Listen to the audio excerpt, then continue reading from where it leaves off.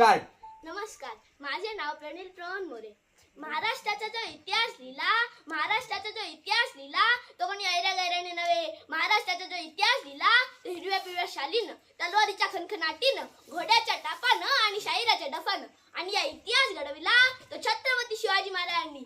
गुजरातच्या छत्रपती शिवरायांना, रयतेच्या राजाला, ज्याच्या भक्तीला जोड नाही, शौर्याला तोड नाही, जो अथांग आहे सागराप्रमाणे, तो छत्र म्हणजे आभाळाचा सन्मान, तो त्या खुर्चीची शान, मराठी मनाचा धगधगता अभिमान. काळीज आहे सह्याद्री, ज्याला शंभूंचा आशीर्वाद अभिमान.